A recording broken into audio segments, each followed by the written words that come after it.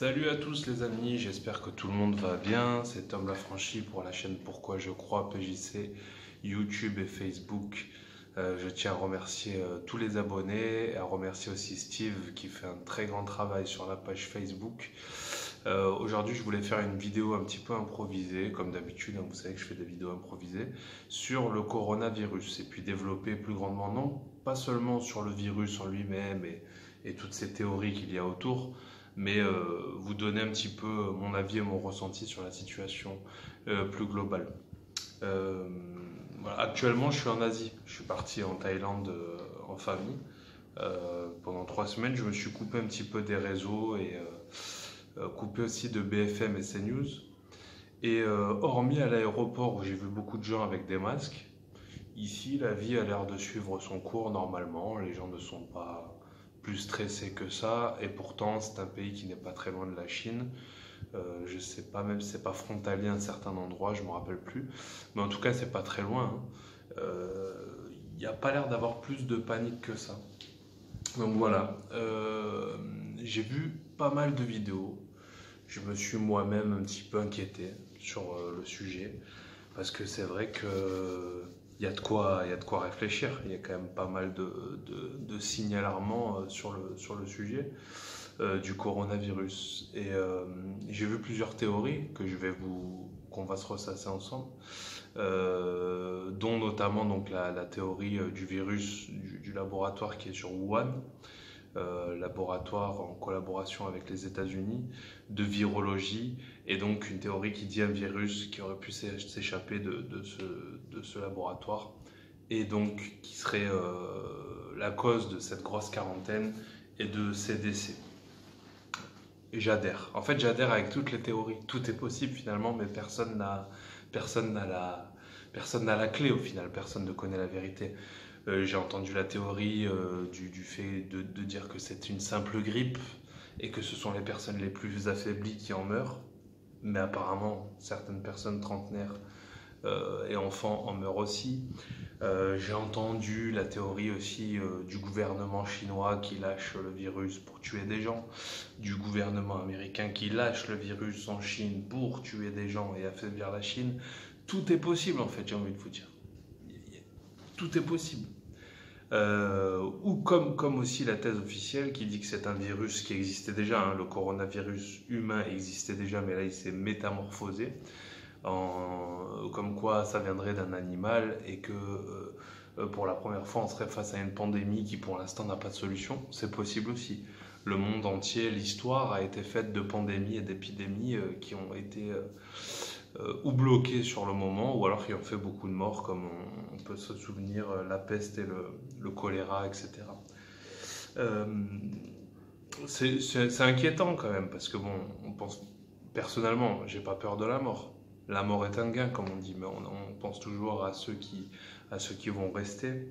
On pense aussi à voir mourir les autres, hein. Moi j'ai des enfants, on pense si ça va toucher mes enfants, si ça touche ma femme, si ça touche ma mère, etc. C'est quand même questionnant. Et en fait, moi, j'ai pas vraiment de théorie sur ça.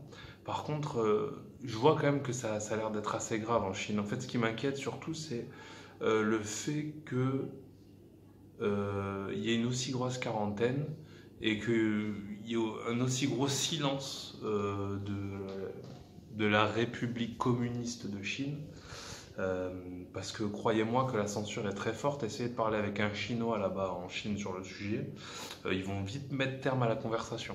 Voilà, c'est pas comme nous, on discute de tout, de rien, et encore on y arrivera bientôt.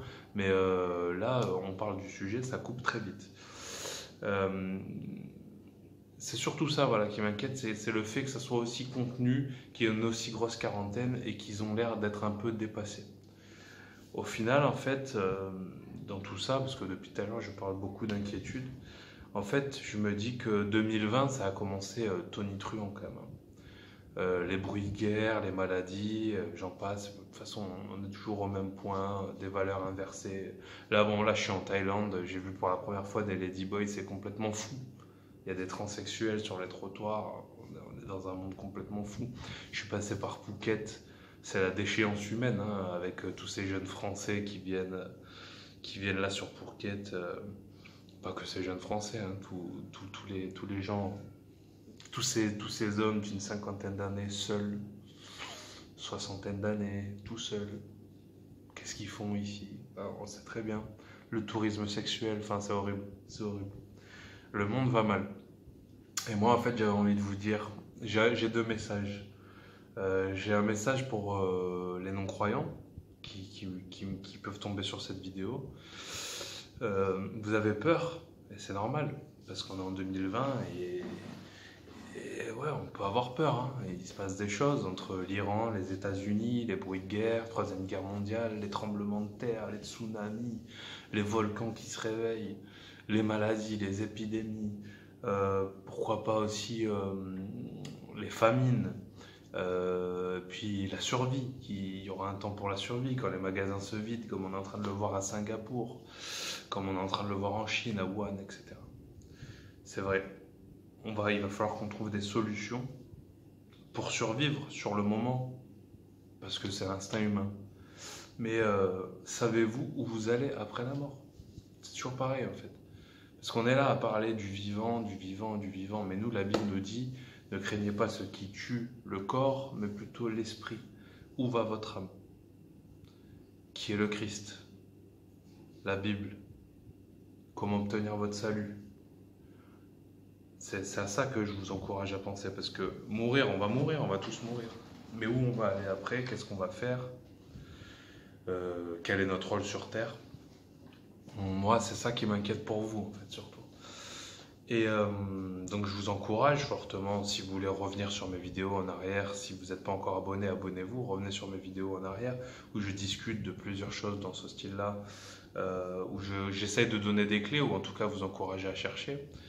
Ou suivez-moi aussi sur la page Facebook, ou peu importe, allez dans n'importe quelle église évangélique, catholique, non pas catholique, évangéliste, protestante. J'ai eu un message, ça m'a fait bugger.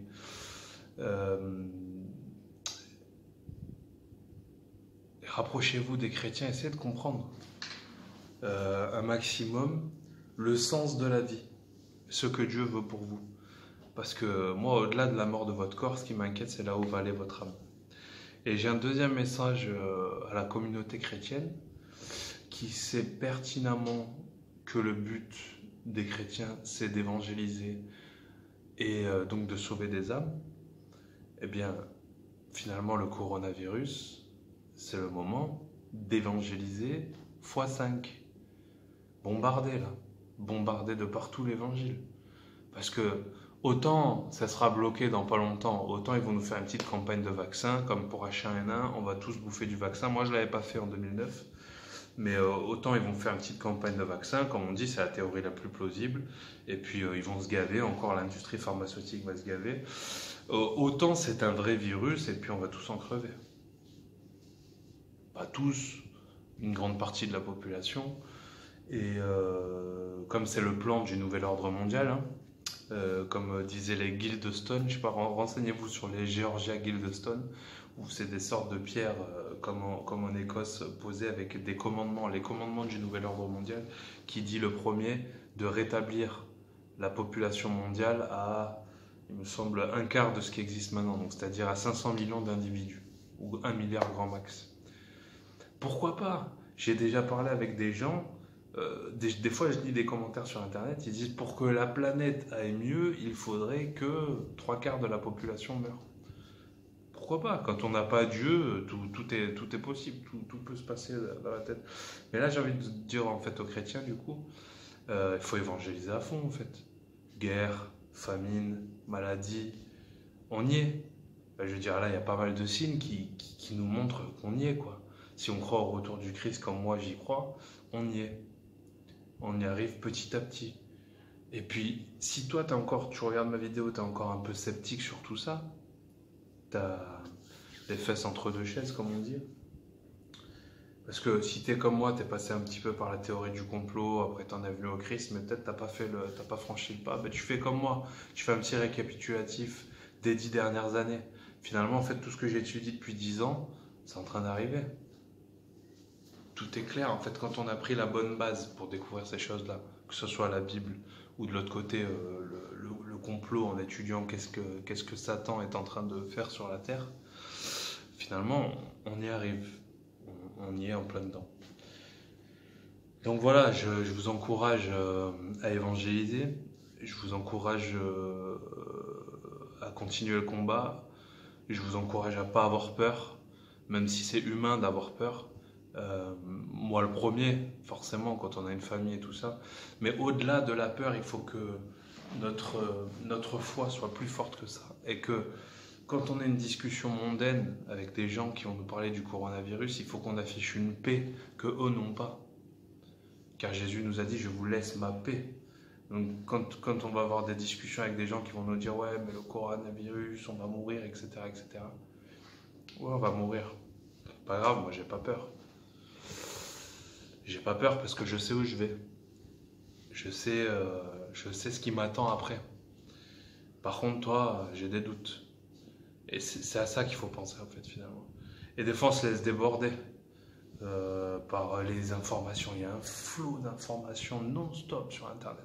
Ça n'arrête pas. Et finalement, en fait, ce qu'on appelle les fake news, enfin, ce que les médias appellent les fake news, eux, ils en surjouent en disant que ouais, tous les théoriciens du complot sont dans la fake news. Mais finalement, tout n'est pas fake news, mais il y a aussi beaucoup de fake news. Et finalement, en fait, si on sort 5-6 théories là, sur le coronavirus, comme aussi la théorie que j'ai vu passer avec les frères sur Resident Evil, et c'est dingue quoi. Le logo d'Umbrella Corporation dans Resident Evil, c'est le même logo qu'un laboratoire de virologie à Tokyo, je sais plus où, en Chine.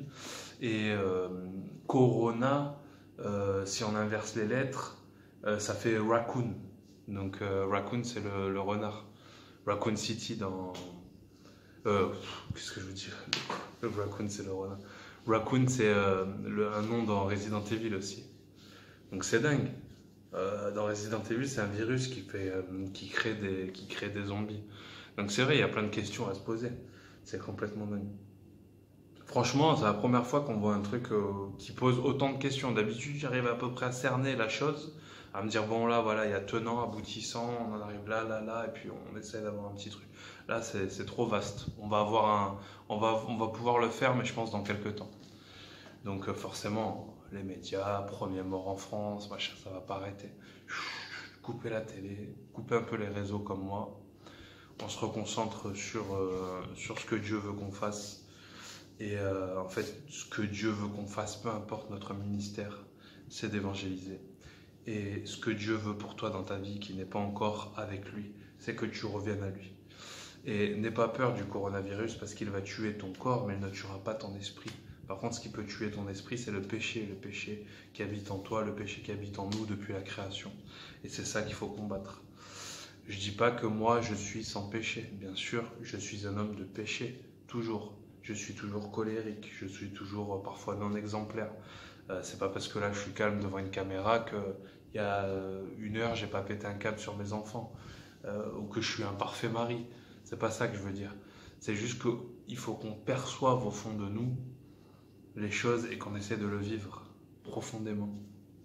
Voilà les amis, je vous encourage donc à suivre cette voie, si du moins ça vous parle, à partager cette vidéo et j'espère à très vite. Écoutez, que cette pandémie de coronavirus se stoppe. Si au mieux ils balancent les vaccins dans une semaine, on aura compris. Si au pire ça continue à se développer, on se rejoint là-haut pour ceux qui sont en Christ, bien sûr. Allez, à plus tard.